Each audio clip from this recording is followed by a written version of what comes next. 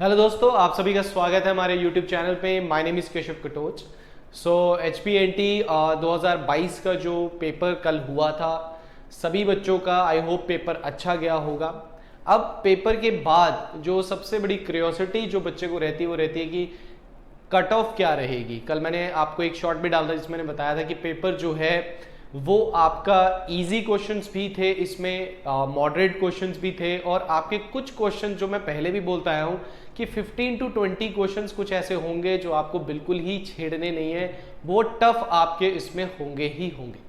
अब देखिए, पेपर की एक्सपेक्टेड कट ऑफ जो बच्चे पूछ रहे हैं वो क्या होगी, वो हम इस वीडियो में डिस्कस करेंगे।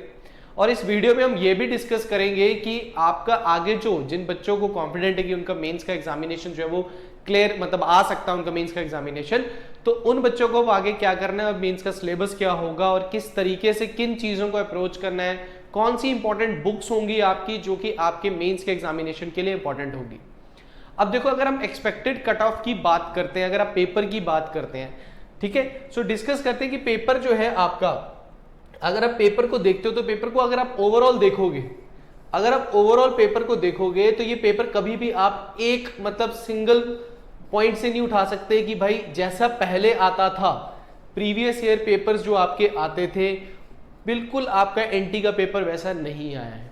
हाँ, मैं ये बोल सकता हूं कि अगर आपने एचपीएस के पेपर को फॉलो करते हो, इसको आप पेपर को देने लगे हो, तो ये पेपर उससे थोड़ा इजी था, क्योंकि इसमें कुछ सेक्शंस जैसे कि आपका मैच द फॉलोइंग के जो क्वेश्चंस थे, वो क्वेश्चन हर बच्चे के होने चाहिए। कम से कम आपके 20 क्वेश्चंस जो थे ये मैच द फॉलोइंग से, जिसमें से अगर आपको एक चीज का भी पता है, जैसे उन्होंने पद्मा अवार्ड्स को भी कवर करने की कोशिश की, हिमाचल को भी कवर अप करने की कोशिश की, इंटरनेशनल्स और आपका सेंसस को भी इसमें कवर अप करने की कोशिश की, नोबेल प्राइज को भी इसमें कवर अप करने की कोशिश की। तो मतलब सेक्शंस वही हैं जो प्रीवियस ईयर में, बट उसको एक वे उन्होंने दे दिया कि इसको अलग तरीके से आपको प्रेजेंट किया जा रहा है।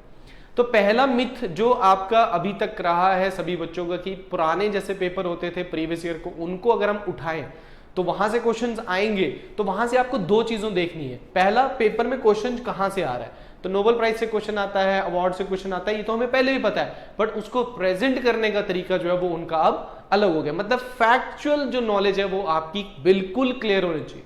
स्टेटमेंट और असेशन वाला जो क्वेश्चन आए हैं आपको 20-25 क्वेश्चंस आपको जो है वो डायरेक्टली यही प्रेजेंट करता है कि आपको एग्जैक्ट नॉलेज होनी चाहिए, अदरवाइज आप नहीं कर पाएंगे।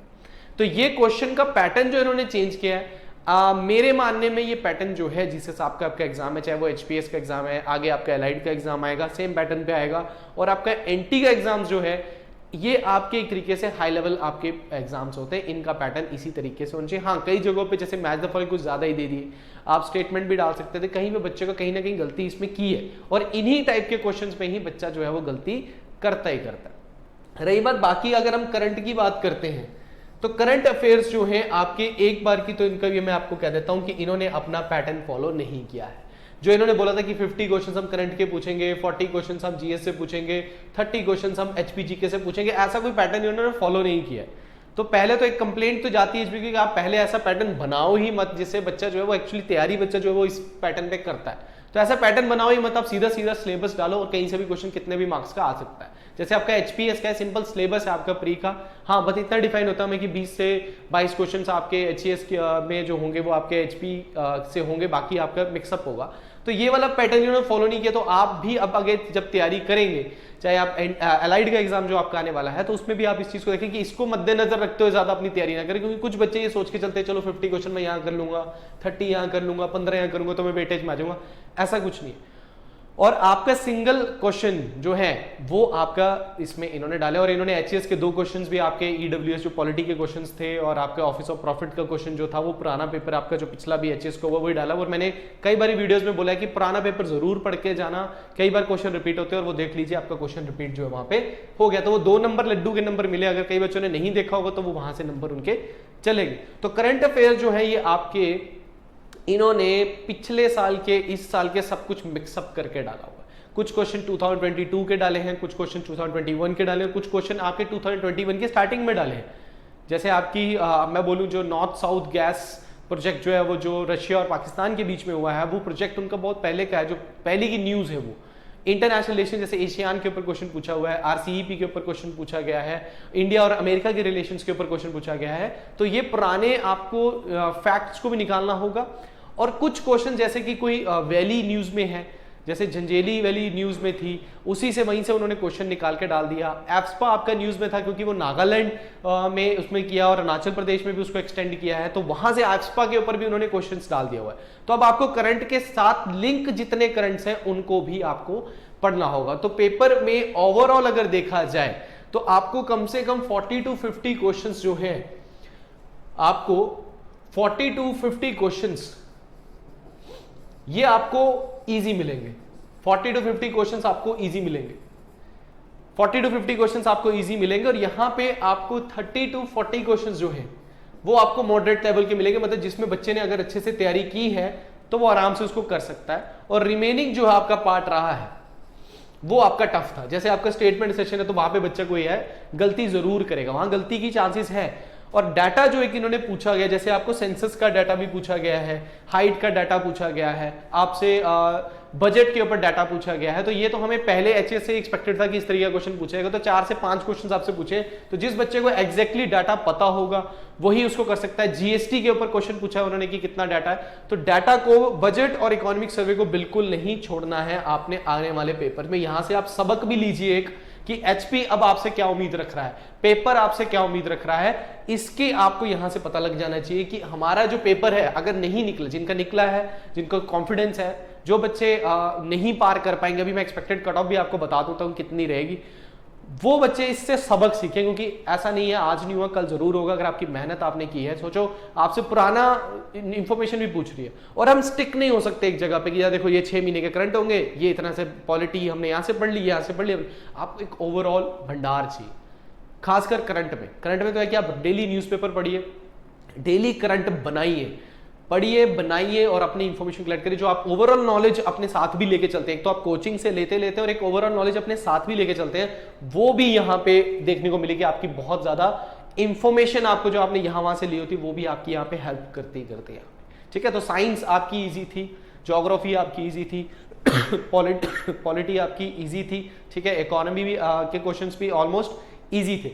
ठीक है, यहाँ पे करंट और एचपी ने थोड़ा सा जो उन्होंने जिस वे में क्वेश्चन डाले हैं वो डिफिकल्ट कर रहे हैं। पेपर डिफिकल्ट नहीं था, जिस वे में क्वेश्चन डाला है और जो इंफॉर्मेशन निकालने की कोशिश की वो बहुत कम बच्चों ने पढ़ी हुई थी। तो यहाँ पे अगर हम देखें ओवरऑल पेपर को अगर देखा जाए और बच्चों के अटेम्प्ट देखो, मैं कई बच्चों के मैसेजेस मुझे मिले हैं कि सर मेरा ये अटेम्प्ट हुआ है, मेरे इतने अटेम्प्ट हुए हैं, तो उसको मद्देनजर रखते हुए अगर मैं बताऊं कि आपका कट ऑफ कितना होगा, तो आपका कट ऑफ जो है वो आपका 70 to 78 का रेंज ले रहा हूं। मैं इतना बड़ा रेंज क्यों ले रहा हूं क्योंकि कई लोग जो होते हैं वो रेंज लेते हैं 78 से अप एंड डाउन ले रहे हैं, कोई लोग जो ले रहे हैं वो कह रहे हैं कि हाँ भाई 80 अबव जाएगा। मेरा मानना है कि ये जो रेंज होती है ना ये कम से कम ज्यादा होनी चाहिए। 5 नंबर का रेंज तो आपको बीच में डालना होगा। मैं यहाँ पे 72 भी लिख सकता था, बट जिस बच्चे का 70 से अबव और 78 के तक आ रहा है, क्योंकि लास्ट टाइम आपकी कट ऑफ 77 थी और पिछली बार का पेपर बहुत ईजी आया हुआ था आपका, तब भी कंपटीशन इतना ही था, आज भी कंपटीशन इतना है। और दूसरी बात है कि आपके बच्चे जो है एचपीपीएससी हमेशा देता है 39,000 कुछ बच्चों ने फॉर्म भरा था, उसके बाद 20,000 इतने बच्चों ने ही ये फॉर्म दिया, मतलब आधे बच्चों ने फॉर्म जो पेपर है जो है वो दिया है इस बारी, तो उससे भी थोड़ा फर्क पड़ेगा। और पेपर के टफ लेवल से और जो बच्चों ने सिली मिस्टेक्स किए, कई बच्चों की सिली मिस्टेक्स भी हैं यहाँ पे, तो उसकी वजह से भी यहाँ पे कट ऑफ जो है वो मेरे हिसाब से 70 से 78 के बीच में या 70 के ऊपर अगर जिस भी बच्चे का अगर मार्क्स बनते हैं टोटल आपके, तो प्लीज आप एक ध्यान रखिए, आप अपनी मेंस की तैयारी जो है वो शुरू कर दीजिए। मेंस शुरू कर दीजिए, जिसका भी 70 से ऊपर मार्क्स आ रहे हैं वो मेंस की तैयारी शुरू कर दे। मैंने एक रेंज बनाई है, मैं यहाँ पे इसको भी अगर काट देता हूं तो आप ध्यान में रखिए, अगर 70 से ऊपर आपके आते हैं मार्क्स तो आप तैयारी शुरू कर दीजिए। मैं ये नहीं कहता कि एग्जैक्टली ऐसा ही होगा, बट मेरा मानना है कि आपकी टफनेस लेवल और आपके बच्चों की सिली मिस्टेक की वजह से ये नीचे जरूर जाएगी कट ऑफ इस बारी। ठीक है, अब आगे क्या है आपके लिए, मेंस का जो सिलेबस है आपको मेंस के सिलेबस को भी एक बार देखना है कि मेंस में क्या है। देखो मेंस में अब यहाँ पे ये जो इन्होंने दिया है ना 100 मार्क्स का है, 50 मार्क्स का, ये यहाँ पे तो एप्लीकेबल होगा, यहाँ ऐसा नहीं बोल सकते आप कि यहाँ पे ये एप्लीकेबल नहीं होगा। पहला पेपर जो आपका 100 मार्क्स का, सबसे पहले है कि इस बार जो पेपर है आपका वो सब्जेक्टिव होगा। ठीक है ना, पहला पेपर आपका सब्जेक्टिव होगा, पहले ऑब्जेक्टिव होता था, ये आपको 100 क्वेश्चंस होते थे, 2 घंटे आपको मिलते थे। अब इसमें आपको क्वेश्चन जो है वो आपको सब्जेक्टिव वे मिलेंगे और यहाँ पे आप मिक्सअप लेके चल सकते हैं। आपको 4 नंबर का क्वेश्चन भी मिलेगा, 8 नंबर का क्वेश्चन भी मिलेगा, 2 नंबर के क्वेश्चन भी मिलेंगे और टोटल आपको 100 मिलेगा। यहाँ से आप अगर अलाइड सर्विसेज का पेपर अगर आप देखते हैं तो वहां से आपको आइडिया जाएगा, बट अलाइड सर्विसेज का जो जीएस का पेपर है वो 200 नंबर का होता है और आपको 3 घंटे मिलते हैं। यहाँ पे आपको 100 क्वेश्चन के लिए 2 घंटे मिल रहे हैं, समझ रहे हो? तो पेपर आधा हो गया वहां पे और आपको 1 घंटा भी आपका यहाँ पे क्या कर दिया इन्होंने, कम कर दिया। तो यहाँ पे आपको लिखना बहुत पड़ेगा और एक लिमिटेड स्पेस आपको मिलता है मेंस में जिसमें आपको लिखना पड़ता है, तो वो भी आपको देखना पड़ता है कि भाई मुझे कितना कंटेंट जो है मुझे लिखना है इसमें। तो छोटे क्वेश्चंस पे ज्यादा मार्क्स लेने के चांसेस होते हैं, तो वो उनको भी हम यहाँ पे कवर अप करेंगे। अब जनरल इंग्लिश यहाँ पे क्या है कि आपको सिलेबस, ये देखो ये वाले जो सेक्शन है ना 40 मार्क्स 20 मार्क्स 40 मार्क्स, इसको भूल जाओ। मेरे हिसाब से ऐसा कोई चक्कर नहीं है अब, क्योंकि इनका ये जो पैटर्न इन्होंने डाल के डाला है, इन्होंने यहाँ पे बच्चों की उम्मीद थोड़ी सी तोड़ी है कि बिल्कुल अब बच्चे के लिए कंफ्यूजन क्रिएट की है कि अब वो क्या पढ़े, तो आपको ओवरऑल ही पढ़ना पड़ेगा। जनरल इंग्लिश सिंपल आपकी होगी, यहाँ पे क्वेश्चंस जो है वो आपकी अंडरस्टैंडिंग ऑफ इंग्लिश जो है उसको चेक करेगा यहाँ पे, जिसमें आपके इडियम फ्रेसेस भी होंगे, जिसमें आपको match the following sorry filling the blanks भी होंगे, एक्टिव पैसिव होगा, वो 50 मार्क्स का होगा जिसको आपको 1.5 आवर मिलेगा। इंग्लिश ऐसे यहाँ पे देखो इन्होंने चेंज किया था कि हिंदी भी इसमें इंक्लूड हो जाएगा, मतलब आप या तो हिंदी में ऐसे दे सकते हैं या आप इंग्लिश में ऐसे दे सकते हो। ये हिंदी वाले बच्चों के लिए एक एडवांटेज, जो पहले जो था वो डिसएडवांटेज था उनको कि उनको इंग्लिश में ऐसे देना पड़ता था, वो अब यहाँ पे हटा दिया यहाँ पे। तो ये भी 50 मार्क्स का आपका होगा, 1.5 घंटा मिलेगा। और सेम हिंदी भी आपको देखने को मिलेगी जिसमें आपको हिंदी पैसेज में पोइट्री को एक्सप्लेन करना है, इंग्लिश पैसेज को हिंदी में कन्वर्ट करना है, इसके मुहावरे लिखोगते ये आपको आएंगे। तो ओवरऑल यहाँ पे ये आपका सिलेबस है। अब मेंस की तैयारी कहां से शुरू करें, क्या सोचे? सबसे पहले तो मैं आपको बोल देता हूं, अगर आपने ये सेक्शन अच्छे से कर लिया, जनरल इंग्लिश, इंग्लिश ऐसे और हिंदी, आपका पेपर क्लियर है। ये सेक्शन आप ऑलरेडी पढ़ चुके हैं, ये आप पढ़ चुके हैं, आपको समझ है, आप लिखेंगे, आपको लिखने की सिर्फ प्रैक्टिस करनी है। ये आप पढ़े नहीं है बिल्कुल भी, ये आपको नए से शुरू करना है, आपको क्लासेस इसकी लगानी है। तो ये जनरल इंग्लिश, जिस बच्चे का इसमें स्कोर होगा वो एनटी का मेंस निकालेगा। सेम चीज अलाइड में भी होती है, जिनका इंग्लिश हिंदी अच्छे से जाता है मेंस में उन्हीं का स्कोर होता है। जीएस में स्कोर बहुत कम होता है बच्चे का, और उसमें जो आपकी मार्किंग होती है वो भी आपकी टफ होती है। तो इसको तो आप side by side I think आपको 2-3 घंटे डेली दे रहे, बट इनको आप 4-5 घंटे डेली दीजिए। पुराने पेपर एलाइड के मेंस के, एचएएस के मेंस के एग्जामिनेशन पिछले 10 साल के, उनको सॉल्व कीजिए, पेपर को थॉरोली पढ़िए कि कहां पे हर बारी पैटर्न चेंज होता है। ये मैं आपको बता दूं, एनटी के पुराने पेपर्स को भी आप निकाल के देख सकते हो किस टाइप के ऐसे आ रहे हैं। और ऐसे तो आपके मेनली क्या है कि आपके करंट इश्यूज से तो रिलेटेड होगा ही होगा। तो करंट न्यूज़पेपर्स को पढ़ना शुरू कीजिए, पिछले 1 साल के जितने भी टॉपिक्स हैं। आप प्रतियोगिता दर्पण एक मैगजीन आती है, उसको पढ़ना शुरू कीजिए। आपको ऑनलाइन जियो न्यूज करके आप डालेंगे उसमें, वो आपको आराम से ऑनलाइन भी मिल जाएगी। आपको सिर्फ जियो का नंबर ऐड करना है उसमें, तो वहां से आपको मिल जाएगी। वहां से आइडिया आपको ऐसे के वहां से भी मिलेंगे, इंटरनेशनल टॉपिक्स पे भी आपको ऐसे मिल जाएंगे यहाँ पे, ठीक है। तो ये आप सबसे पहले किसको देखिए, इंग्लिश को देखिए, फिर इसके बाद इंग्लिश के बाद हिंदी को देखिए और जीएस को साथ साथ में करिए, क्योंकि आपको ऑलरेडी पता है मॉडर्न हिस्ट्री में कहां से क्वेश्चन आएंगे। पुराने पेपर उठाओगे अपने आप पता लगने लग जाएगा कहां से आएंगे, कोई घबराने की जरूरत नहीं है। बस आपने थॉरली डेली 8 घंटे अपनी पढ़ाई को इसमें देने, और जितना लिखेंगे, लिखने की प्रैक्टिस करो। हिंदी में कई बच्चे हो सकते हैं जो हिंदीवादी हैं वो तो कर लेंगे, बट जो इंग्लिश में है उनको हिंदी 10th के बाद किसी ने लिखी नहीं है, तो हिंदी लिखना पहले शुरू करें। किसी न्यूज़पेपर को पकड़े और हिंदी लिखना शुरू कर दे। पहले आपको मात्राएं सही करनी है, कौन सा वर्ड कहां यूज करना है ये आपको देखना है, फिर उसके बाद आप हिंदी की मेन चीजों को पकड़ोगे। कहीं भी आपको अगर ऐसे लिखने को आ जाता है या कभी आपको इंग्लिश से हिंदी करने को आ जाता है, तो आपको ये समझ में नहीं आता। इंग्लिश से हिंदी आप अपनी लैंग्वेज में लिख देते हो, बट जो एग्जामिनर बैठा है वो आपकी प्योर शुद्ध हिंदी को चेक कर रहा है, तो वो भी यहाँ पे एक मैटर करेगा मार्क्स लेने के लिए, ठीक है।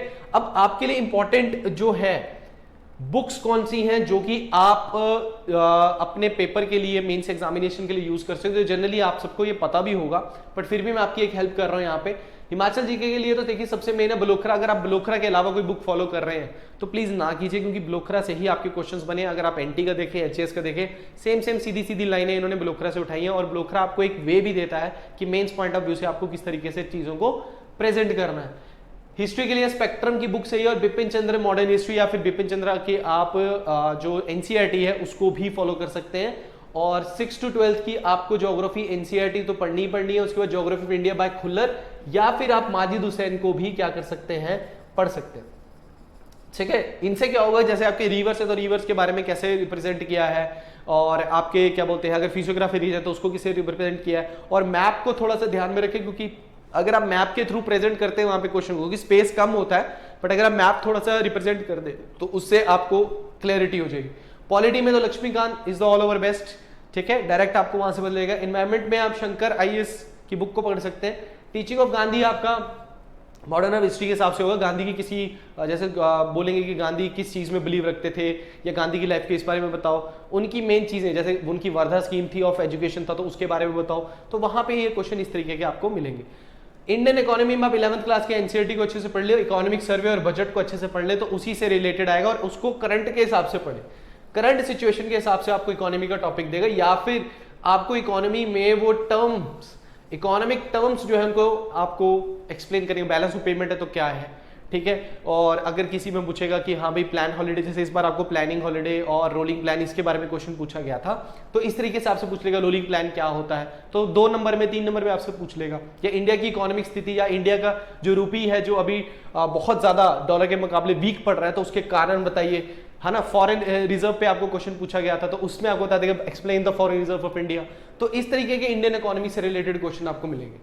और अगर आप इंग्लिश की बात करोगे तो आप केडी कैंपस एक बुक है, उसमें नीतू सिंह की बुक आती है, आप उसको आराम से पढ़िए, कोई दिक्कत नहीं है, ठीक है। और रेन एंड मार्टिन की इंग्लिश की बुक आती है, कॉम्प्रिहेंशन और दोनों लेवल पे क्वेश्चन आते हैं इसमें, तो ये आप इससे आपको इंग्लिश की नॉलेज जो है वो अच्छी हो जाएगी। और हिंदी के लिए आप 9th और 10th क्लास की ग्रामर और व्याकरण भारती HG पब्लिकेशन की आती है, आप इसको भी फॉलो कर सकते हैं। हिंदी के लिए कई सोर्स होंगे आपके, इंग्लिश के लिए भी आपके कई सोर्स होंगे, बट मैंने आपको जस्ट आपकी हेल्प के लिए आपको ये किताबें जो है वो बताइए, आप इनको फॉलो कर सकते हैं, ठीक है।